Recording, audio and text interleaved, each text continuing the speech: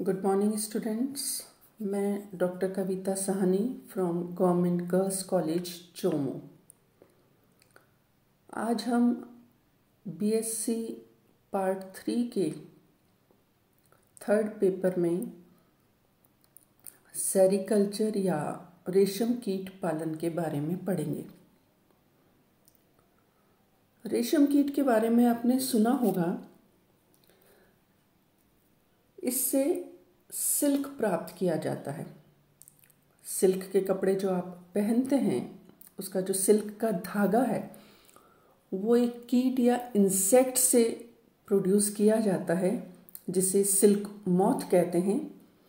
और जब बहुत ज़्यादा मात्रा में सिल्क प्राप्त करने के लिए इन रेशम के कीटों का या सिल्क मॉथ जिन्हें कहते हैं, उनका कल्चर किया जाता है, उनको पाला जाता है, तो इस विधि को सेरीकल्चर या रेशम कीट पालन कहते हैं।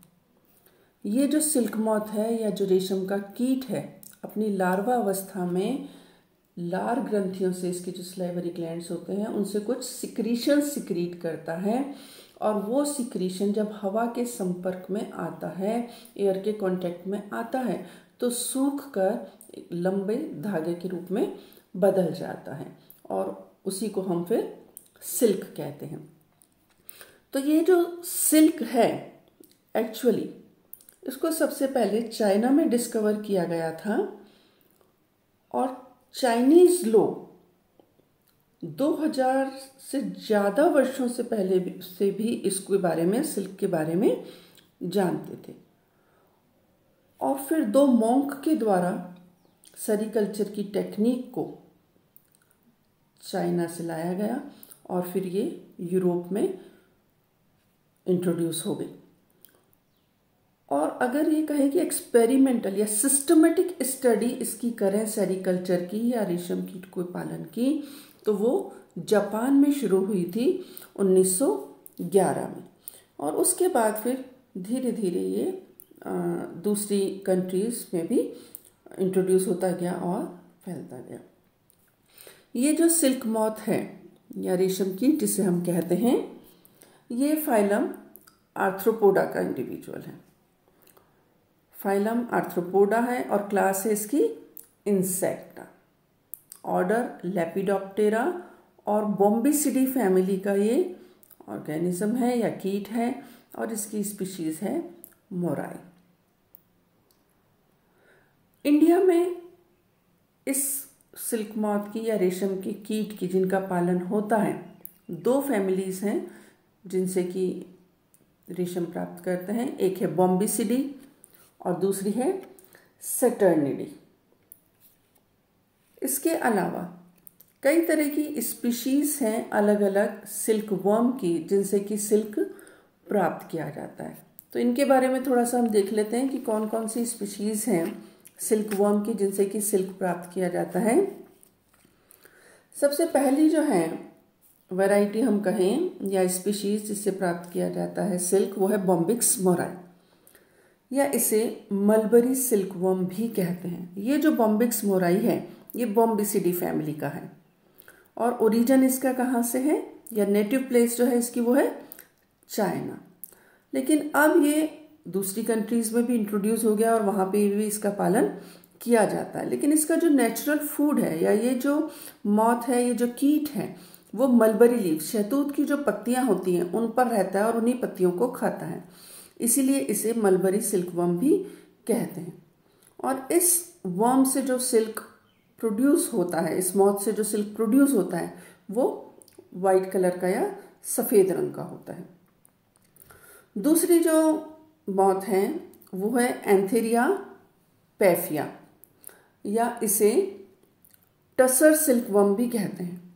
ये सैटर्निडी फैमिली का है और इंडिया में बहुत कॉमन है।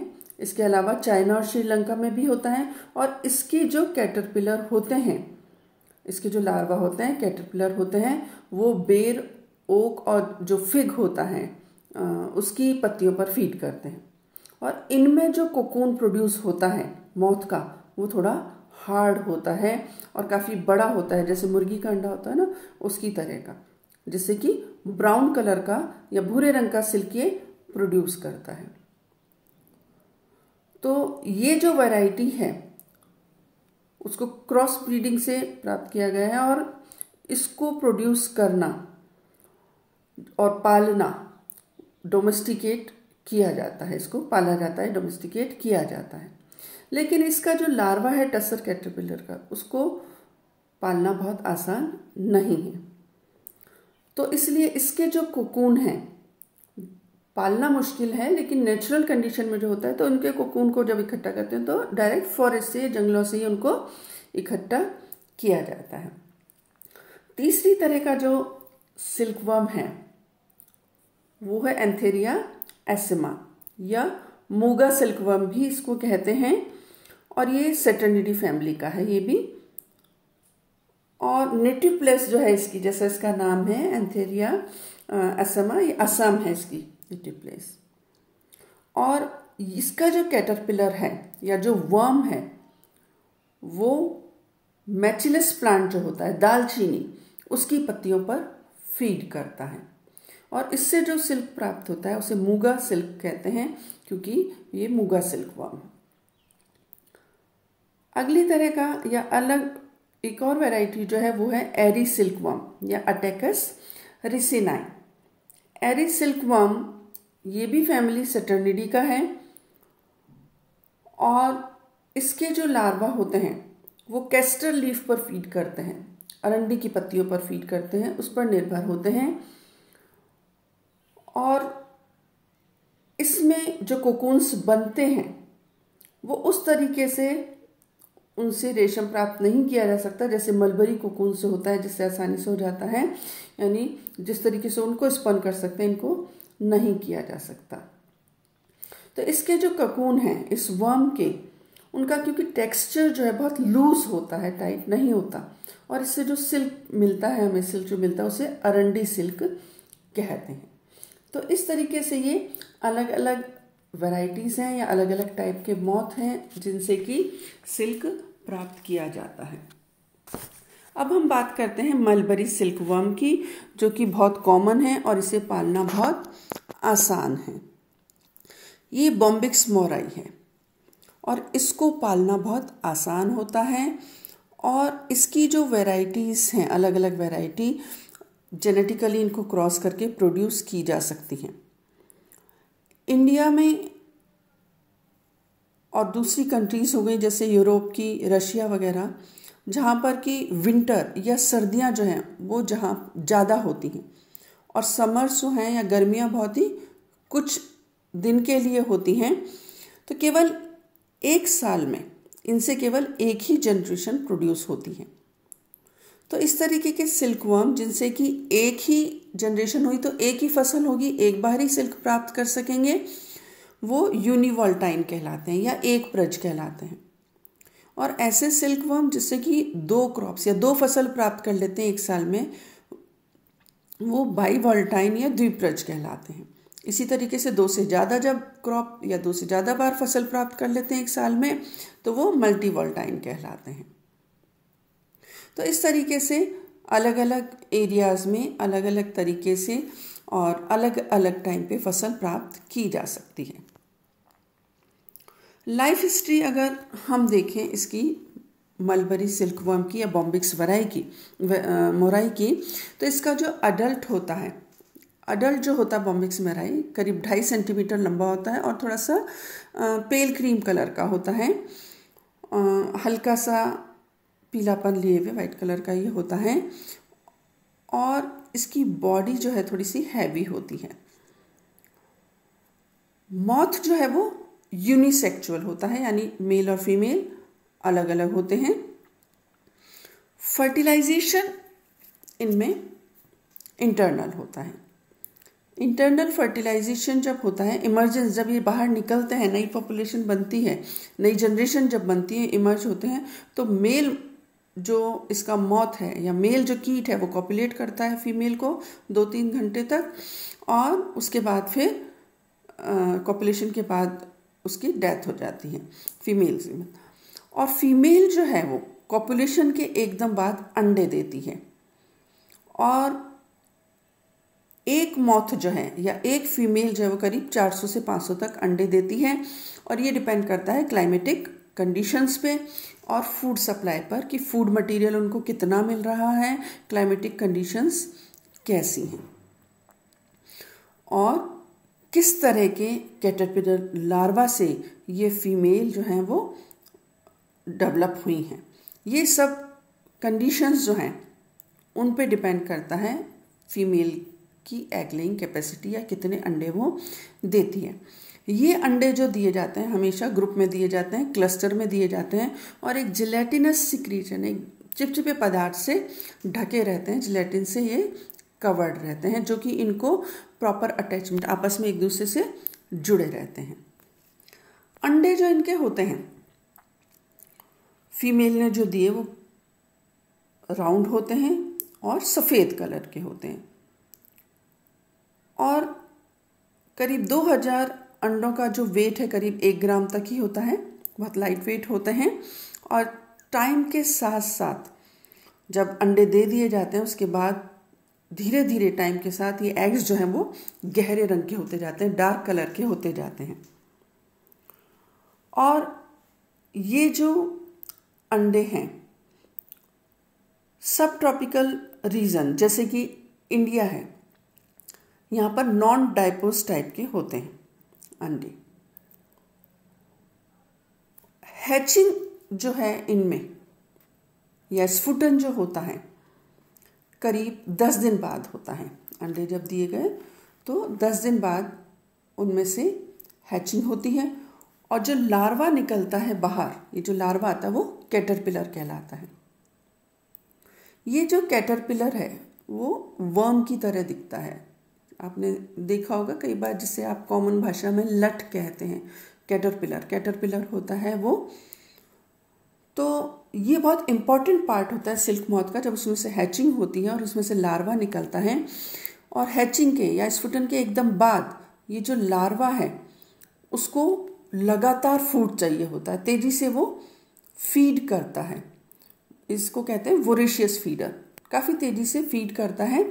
और अगर मलबरी लीव्स जो हैं, शहतूत की पत्तियों पर जब ये होता है, अगर प्रॉपर अमाउंट या सफिशिएंट अमाउंट उसको अवेलेबल नहीं होता है तो कैटरपिलर लार्वा जो है उसका भी डेवलपमेंट प्रॉपर नहीं हो पाता। तो इस तरीके से लार्वा जो कि निकला तेजी से फीड करता है, और अब ये जो कैटरपिलर है करीब बहुत छोटा होता है, साइज 0.3 सेंटीमीटर का होता है लंबाई में, और येलोइश वाइट कलर का होता है। इनमें जो माउथ पार्ट्स हैं वो मैंडिबुलेट टाइप के होते हैं, क्योंकि पत्तियों पर फीड करता है तो मलबरी लीव्स को, तो उनको आसानी से काट सके, चबा सके, तो मैंडिबुलेट टाइप के इसके माउथ पार्ट्स होते हैं। और बॉडी में 12 सेगमेंट्स होते हैं। ये जो कैटरपिलर लार्वा है इसके 12 खंड होते हैं बॉडी में, और एब्डोमिनल रीजन जो है, जो उदर भाग है, उसमें जो 10 सेगमेंट्स हैं उनमें 5 पेयर जो हैं वो लेग्स होते हैं, जो स्यूडो लेग्स कहते हैं, वो फॉल्स लेग्स होते हैं 5 पेयर्स। इसके अलावा इसमें एक डॉर्सल हॉर्न होता है, पृष्ठतल का एक हॉर्न, और पीछे की तरफ एक एनल सेगमेंट होता है। इसके बाद जो फर्स्ट इंस्टार लार्वा होता है, जो पहली बार जो लार्वा बनता है फर्स्ट इंस्टार लार्वा, वो केवल सॉफ्ट लीव्स जो होती हैं, जो कोमल पत्तियां होती हैं, उन्हीं के ऊपर फीड करता है। और क्योंकि ये वोरेशियस फीडर है, जैसे मैंने अभी बताया आपको, बहुत जल्दी तेज़ी से खाना खाते हैं और बहुत ज़्यादा मात्रा में इनको चाहिए, तो फिर इनकी ग्रोथ तेज़ी से होती है, जल्दी जल्दी ग्रो होते हैं, और फिर 4 मोल्टिंग होती है इनमें।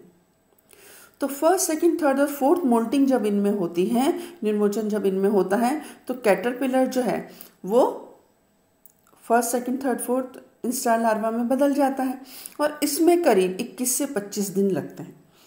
तो हैचिंग होने के बाद, इस फिट होने के बाद 21 से 25 दिन तक इनमें मोल्टिंग होने के बाद अब जो ये लार्वा है कैटरपिलर, वो फुली ग्रो कर जाता है, पूरी तरीके से इसमें ग्रोथ हो जाती है, डेवलपमेंट हो जाता है, और अब ये जो लार्वा है वो करीब 7.5-8 सेंटीमीटर का हो जाता है इसका साइज।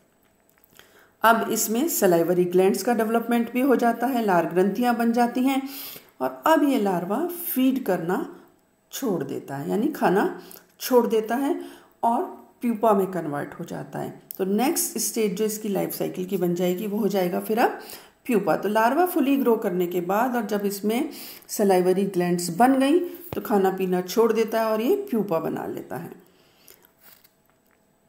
और अब ये जो इसका वेट है वो करीब 4 से 6 ग्राम का हो जाता है। ये जो प्यूपा है जिसने कि अब खाना पीना छोड़ दिया है, ये अब जो उसका जो एग था उसके अंदर कॉर्नर की तरफ मूव करता है। लीव्स में ही है, ये कॉर्नर की तरफ मूव करता है और एक चिपचिपा पदार्थ सिक्रीट करता है। इसकी जो ग्लैंड्स होती हैं, सिल्क ग्लैंड, उससे एक चिपचिपा पदार्थ सिक्रीट करता है।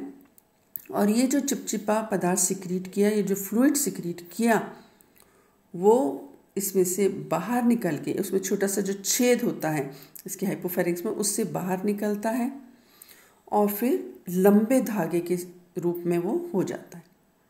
और जैसे ही वो एयर के कांटेक्ट में आता है, हार्ड हो जाता है ये थ्रेड, और इस थ्रेड को या इस धागे को जो प्यूपा जो था अपनी बॉडी के चारों तरफ लपेट लेता, रैप कर लेता है और अपने आप को इस रैप किए हुए स्ट्रक्चर के अंदर बदल देता है।